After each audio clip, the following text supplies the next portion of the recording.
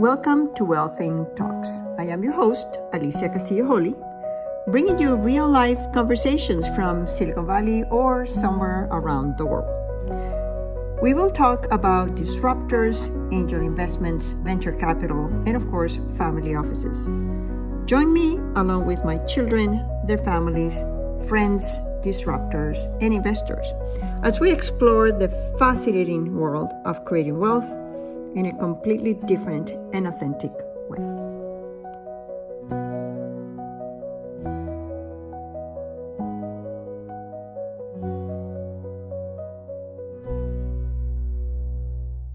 Thank you so much for being here. It is an absolute pleasure to introduce Viktorija Trimbel to you. Viktorija, thank you so much for being with us today. Hello, Alicia. Thank you for inviting me. I really look forward for our conversation and recall a wonderful one we already had when we met that time in person. So it's wonderful now to see you online again. Yes, well, unfortunately, we are far away, but Viktorija, tell us a little bit about yourself. How did you get to do what you do? How did you get to be here? And then we'll talk about Coinvest Capital. Very well. I'll try to make brief, but probably I'll start from early stages. So when I was a kid, I was pretty good at many things, from math to chess to sports, and graduated number first pupil.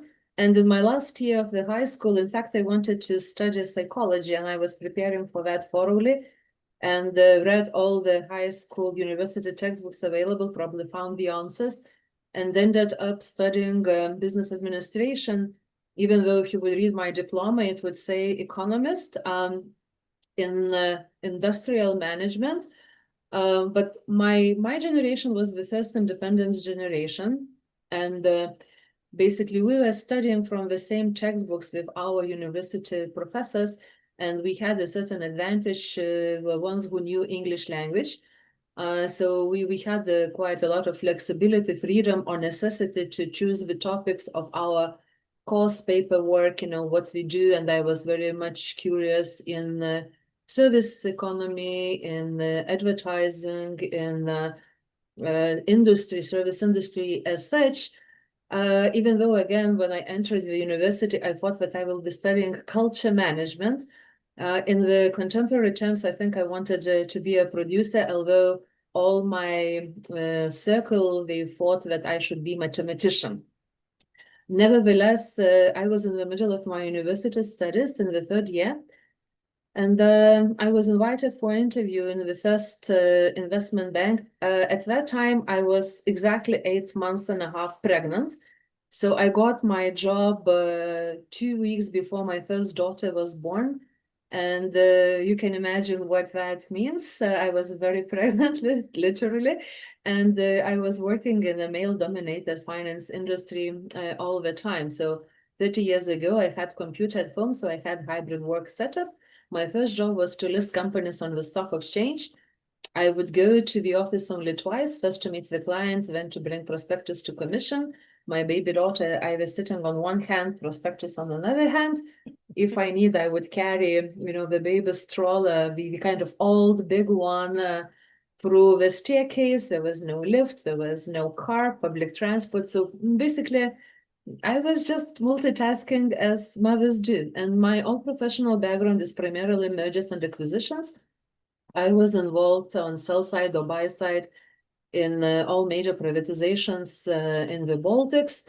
I also worked quite a lot in the strategic management of large companies. I'm one of the experienced and, one of the first people to start bringing in corporate governance practices to the country.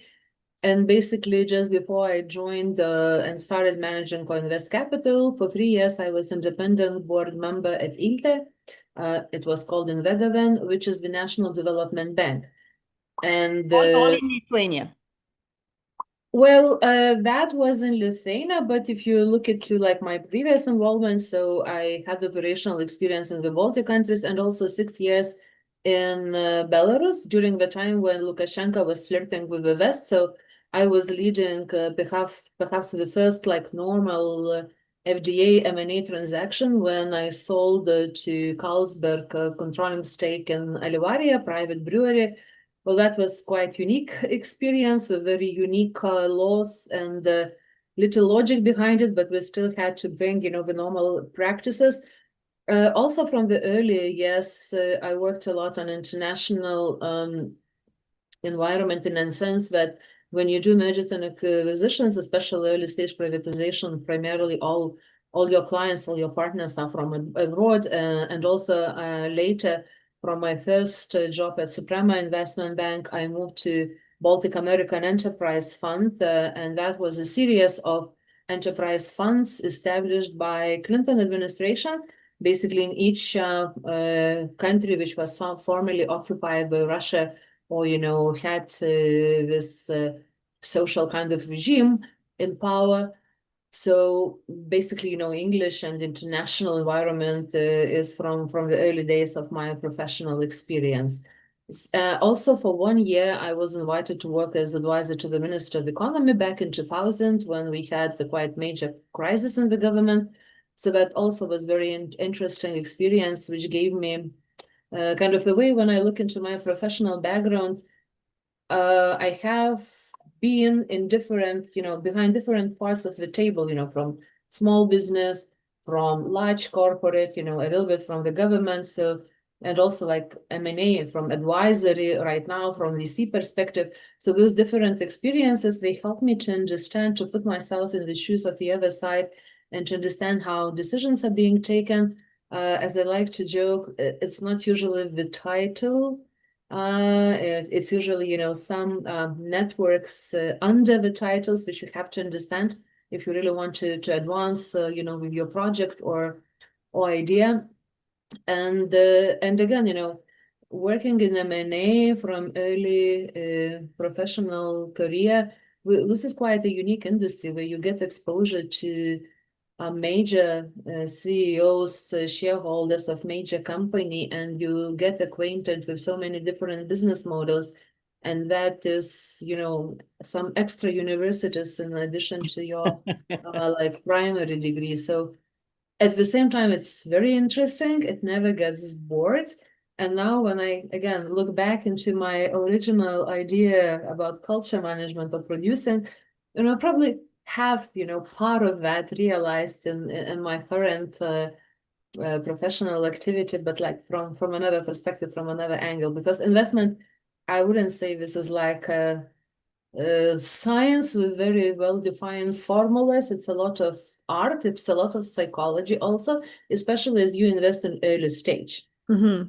Like private equity, you can touch your Excel, you can calculate NBDAs, DCFs, but when you invest in very early stage companies, sometimes they are not only pre-revenue, but prototypes. So there are a lot of other factors that come into play. Yeah.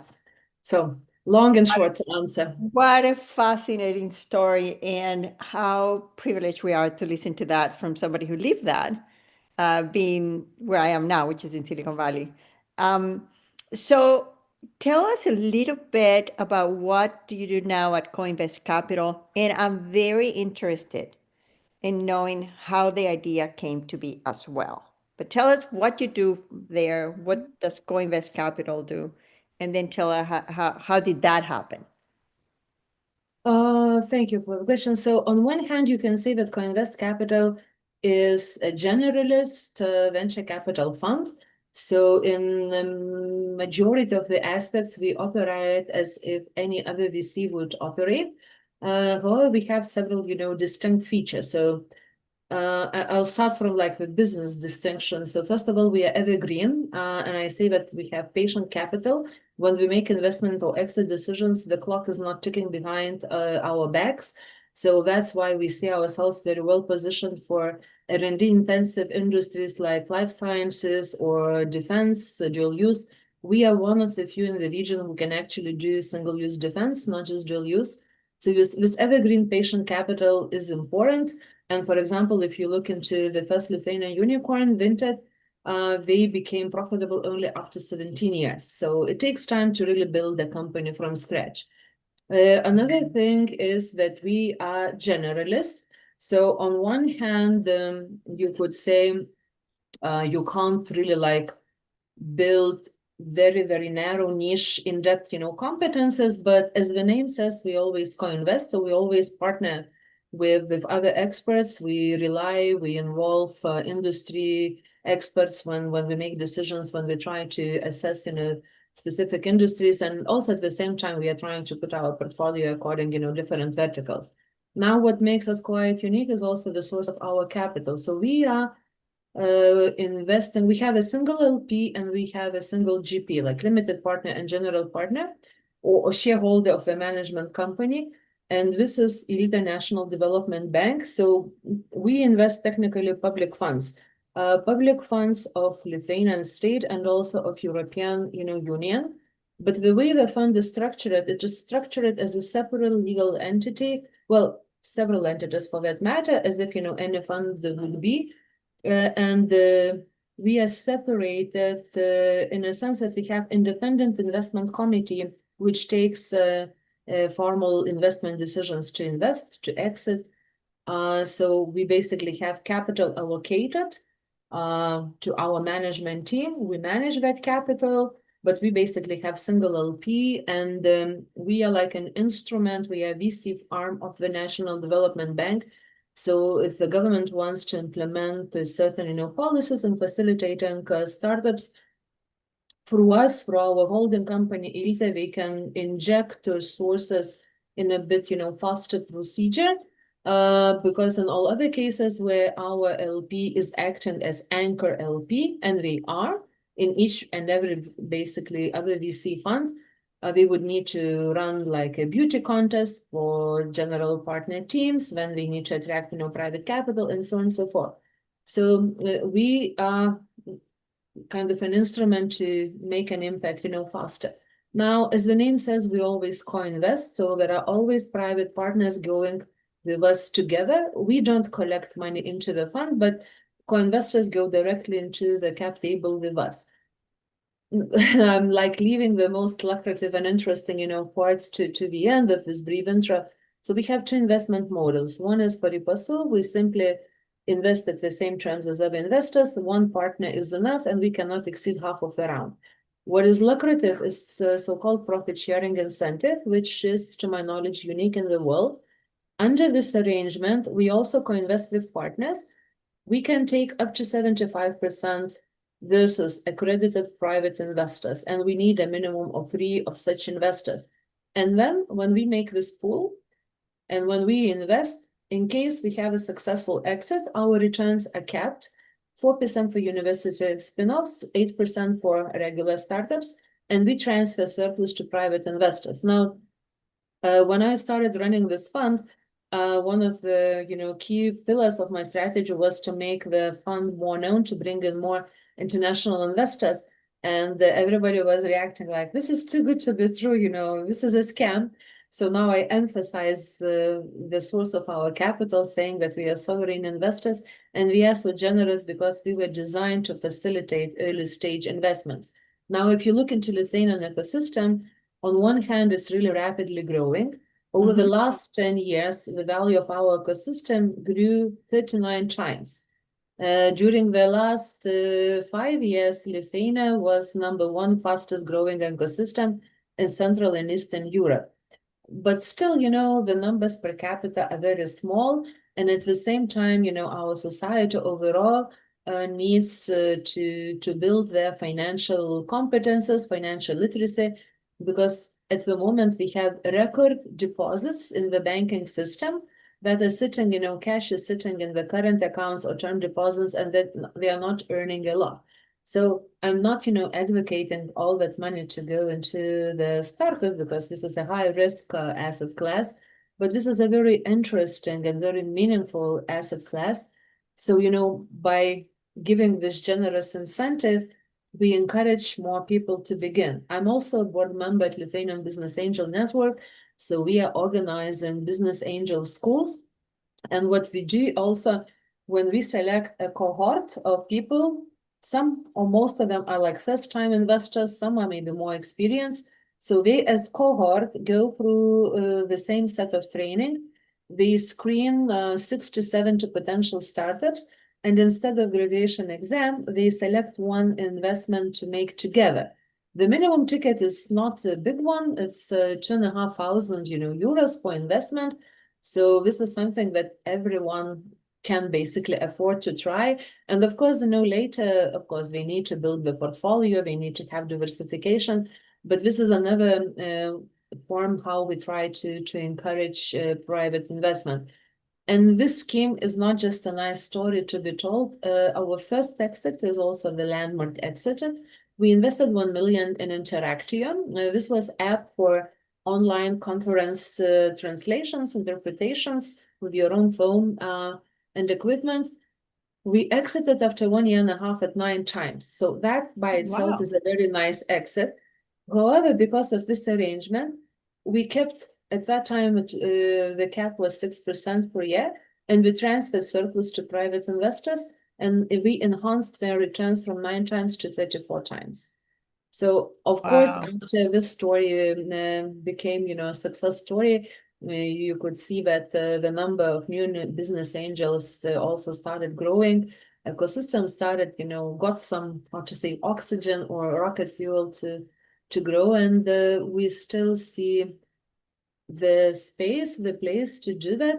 This year, for example, for us is a record year in terms of capital deployed, but it's the highest ever, but at the same time, it's the lowest ever proportion of our capital versus private capital. So I also see that as a very healthy indicator, because it's not only us deploying substantial amounts in our, like definitions of the size, but also increasing amount of private investors are joining. And in our model, we position ourselves a little bit like a gap filler. So if there is a private interest, we always reduce our stake.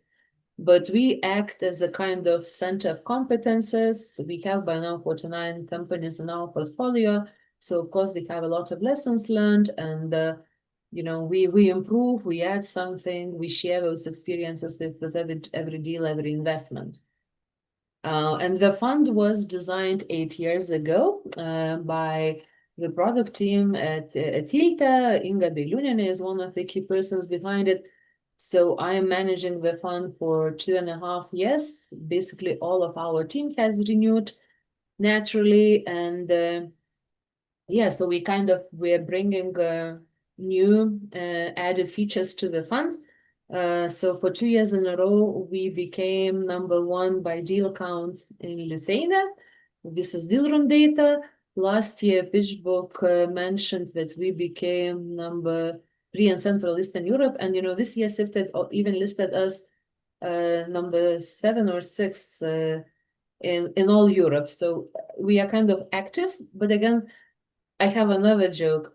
Early stage investors should celebrate not investments, but divestments, or exits. So it's nice to play this role, building and facilitating ecosystem, but our ecosystem also needs much more exits. And just again to sum up, like why we have this role and the important role. If we compare to Estonia, we had Skype. When people exited from Skype 20 years ago, we got a lot of wealthy individuals with startup experience, and we themselves estimating that Skype exit generated 320 startups and 9 VC funds. In Lithuania, we have unicorns, but we have limited number of exits. They have started to appear, this year, last year. So, we still need to add some fuel, but the ecosystem is very vibrant, and we're happy to play a role in that. It's very interesting. Oh, it's fantastic, and you're bringing Lithuania to the spotlight. So this is one of the things that I really like. For the audience, we met at a table at Plug and Play. I was just finishing lunch, I think, and you showed up and you said, "Can I sit here?" And somebody stood up and said, "Sure." So we started talking, and this is one of the things that make me move to Silicon Valley, although I don't spend I probably spend half of my time here, but I just meet the most interesting people, and Victoria was one of them. Now I want to. I'm very, very, very inspired by what you do. I highly recommend following Coinvest Capital on LinkedIn. I'm very active and I look at what you're doing and it's like, oh my gosh, they're doing this. It's just so much fun. So, and you don't need a lot of money to make a lot of money on venture capital and to make a lot of impact, but you just need the right approach, and that's what you're taking. So I really like that. I also like the fact that it's very collaborative, and a lot of people think that venture capital is um, uh, a lonely work, but in reality, we all work together, and it's for the benefit of everybody. So I was enamored by the name Coinvest Capital. Yeah, from the get-go, it's like, yep, that's the way to do it. That is the way to do it. Now let's go back to a little bit of more personal reflection. So you spoke about your trajectory and how you started doing this and doing that, and then you even talked about the evolution of Coinvest Capital. Um, for many of the people that are listening that are young, and they're trying to figure out what they want to do, it's very important to see the reflection of somebody who has had this trajectory for a while. If you were to write yourself a letter 20 from now to your 20 years younger Victoria, what are the 2 or 3 things that you would have told yourself that you didn't know? Well, I didn't know. Yeah, on one hand, I could say probably that I was always like self-aware, and my personal motto is kind of continuous personal professional development. So like every day, if I try to reflect of the day before, I think of something that I learned to do or even not to do. So there is always a place to improvement, and probably you should be very curious and like see the world with open eyes. And like when I plan things, it's not a frame for me, it's more like a compass. So I can't really say that there are so many things that I would regret. Probably I would put more emphasis at networking, because sometimes, I was very, busy, and also like I was still third year university, baby daughter, and work in the investment bank. Everything was happening at the same time. So I probably missed some of the bar time. But like right now, both of my daughters, they are already grown ups, we live separately, so I kind of consider that I'm having all time by myself, and I truly enjoy it. So networking, talking with other people is always very important, because you can listen to different perspectives. You might never know who will be, the person next to you. Like even, like when we met, it was just like really random, uh, lunch conversation, but it turned out into a very interesting and conversation, which now we continue. So probably that would be the main thing. And other than that would be advice that I was always following by myself. Be curious, be true to yourself. Also, I have this saying that you always have a choice. And if you have a goal, just go and do it and put everything in achieving, aiming for the goal, what you can do. And then there will be 2 outcomes. Most often the outcome would be that you get what you want, whether improve something or, or solve something. You always also have awareness that you might not succeed, but in that case, you would know that you have done everything what is in your power. And then you just have to look into the outcome, and you still have a choice either to accept it with a new perspective, to see the other angle, or leave that situation. And this is also very, very important internal trait, never a victim. You always have a choice in every situation. And this is very, very important. So kind of know what you want, but don't make your goals limiting yourself. So see opportunities. The road might be not a straight line, maybe, a bit twisted, but just as long as you know where you're going, the road will take you there, or, you will accumulate interesting experience. And for younger generations, probably I would say you have to try different things to understand what sticks with you. And on one hand, it's a challenge for them, because options are so unlimited. Social media shows you the shiny glory images, very few are actually, telling how many sleepless hours are behind, those successes. But you really have to understand what makes you, be in the flow. I was reading on one interview like yesterday of some businessman who said, like, on the day when I will start thinking that I'm going to a job, it means that I have to change what I'm doing, because it should not be seen as a job. For you to really enjoy it, it should be like part of your identity, part of what you like to do. And it's very important to understand what you truly like to do. And even when we speak with founders, one thing what I'm telling them, so many people, especially the closest ones, probably will tell you not to start a business because it's difficult. Probably, like, get a job, be a doctor, a lawyer, or banker, even, like older generation, they still think that way. But, you have to believe internally in what you want to pursue. And at the same time, if you have an opportunity to try different things, that makes you, stronger, founder. So it's also good to work with someone else, to work in a large company, in a small company. Cultures are different, modus operandi, how you go through in those organizations is also very different. So you have to find what ticks with you. So for me, I consider myself a very curious person, hungry to continue learning. And what I've been doing, M&A and now VC, it's absolutely interesting. I remember when I started running the fund, so like one Monday I was having a dinner conversation and we were discussing with a young quantum physicist, PhD, about how to catch cosmic noise with lasers and convert it into sustainable energy, that kind of, level of dinner conversation. Few nights later, I was in another dinner and I was sitting next to one of the top game developers in Europe. And we were speaking how to create dragons so that they would look realistic. And, this range, for some people, it could be overwhelming. For me, it's inspiring.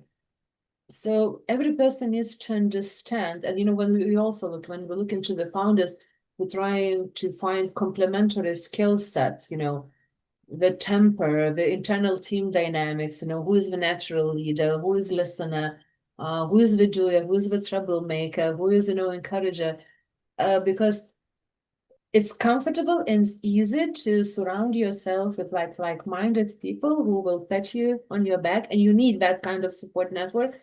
But at the same time, I always love to listen different opinions, because then you can make your own decisions better. You can assess different angles, different perspectives. And it's simply interesting, for me.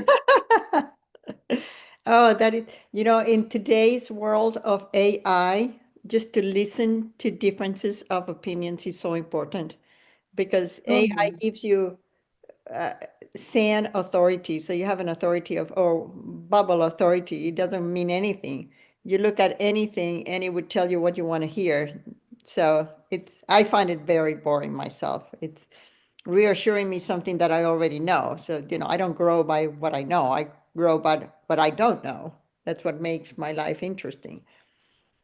Yeah, I'm a bit like, I'm not like worried about technologies, because kind of I'd like to see that every technology will bring, something new. But when we speak about technological, change, what I'm kind of observing, and, it keeps me thinking, what will happen to humanity per se. So for example, let's say, to simplify, this is a simplification. So in Middle Ages, the major transformation happened with the printing machine. So it was easy to duplicate the knowledge. You didn't need, monks, handwriting. You could print, you could distribute books, you could teach people to read. So that kind of was improvement, but at the same time, it didn't reflect the majority of the society, I would say, but those who could afford, and were interested in learning. With Industrial Revolution, it kind of made the physical labor more easy, and to learn to use those machines was, I would say, simple, but still at that time it was a huge transformation in the society, and Luddites were, burning everything down. What is happening right now the impact and change of different technologies from AI to also biotechnologies, space travel, you name it. It's very steep impact, very fast, very huge. And to cope with that transition, you need, it's not like easing your physical power. It's more to cope with those technologies, to be at the same page, you need to use your brain. And this is very intensive effort. So that could bring, on one hand, a lot of untapped opportunities and, professions and jobs that we can't even hallucinate as of today. But at the same time, it might create a bigger divide where only, like the top most motivated, maybe most talented people will be able to cope with the skills needed to actually, understand and create those technologies. And for majority of VMS, there is the risk that they might become like a mass, which will probably get some universal income, maybe sometimes, again, I joke, it's a bit cynical, you'll get 3D Googles, and you can sit on sofa or lay on sofa all day, watch porno and, get, some food injected in your veins. And, what else is needed? Like Cicerone said, I believe, just, you need to give people some games and, some bread. But, this divide is a bit, dangerous for us as a society. So the dialogue, co-investment, cooperation, I think is needed. And again, being the investor, running this fund, I still like to see the perspective, the impact that we all are making. It's very interesting. You are at the forefront of potential innovations, but, at least for me, I try to think, more, global perspective of what exactly that makes out of us as businesses, as society, not just, a quick buck that you can earn. Yeah, So, well, and you invest with other people, so that's also very exciting because you can see their point of view. Viktorija, how do people contact you?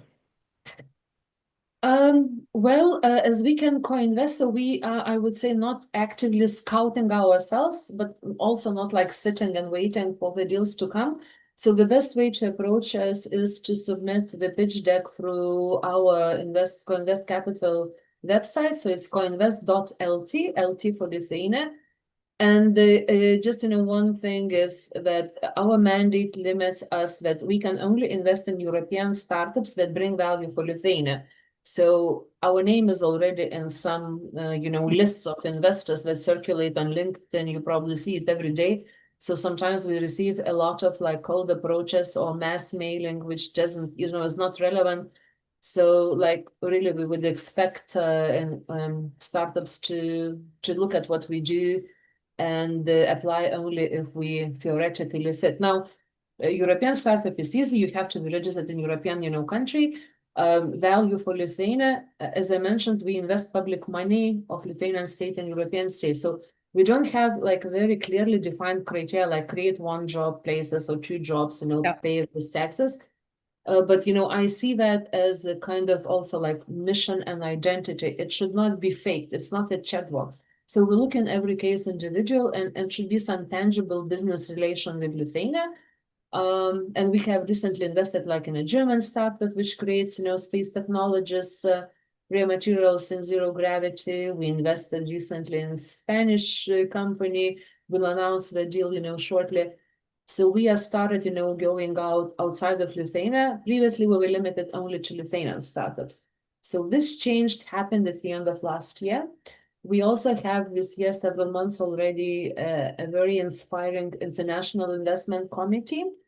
I had a vision and, it came true. We had a high turnout rate and our call for participation. And now we have Jussi Savukoski, who is highly experienced, decorated VC investor, recognized by Prequin as, sustainable return generating on a global scale VC manager. Then we have Mary McKenna.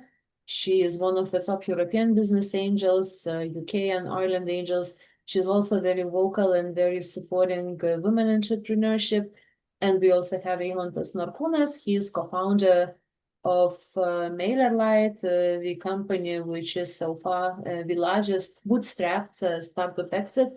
and he was behind creating a startup database Unicorn LT in Lithuania, so he is very knowledgeable of the local ecosystem.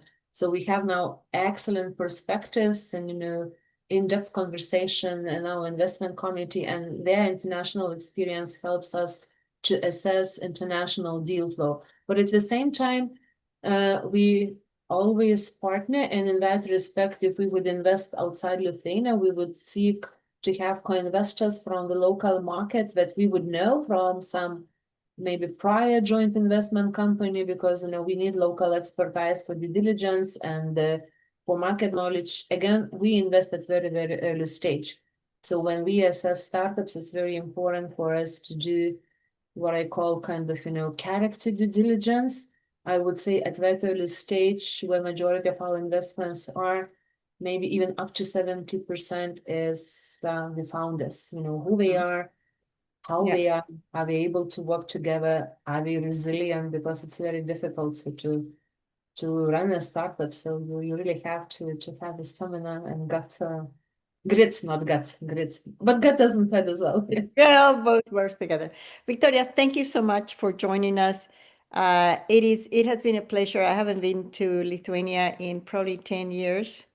So it's time that I go back. I hope a lot of our listeners and viewers get excited to go and visit your wonderful country and follow you on LinkedIn and check if there's investment opportunities for you. Thanks, Emil. Thank you so much, Alicia. Thank you, everyone. And let's stay connected on LinkedIn and other social media. So this is another example of serendipity. Viktorija and I sat down at a table because there was an empty seat next to me, and she got there. I had been to Vilnius. Very few people know about Lithuania. We started talking about our challenges and opportunities, about investing in companies for little countries. And I was just enamored by her approach, very practical, very pragmatic, very simple, and zero ego. We check our egos outside the door. I hope you enjoy this, and I'll see you on our next podcast. This is Alicia Castillo Holley, yours in Wealthing. Thanks for tuning in to our Wealthing Talks. I hope you've enjoyed this conversation. To stay connected, visit us at wealthing.com. This is Alicia Castillo Holley, your host, and until next time, yours in Wealthing.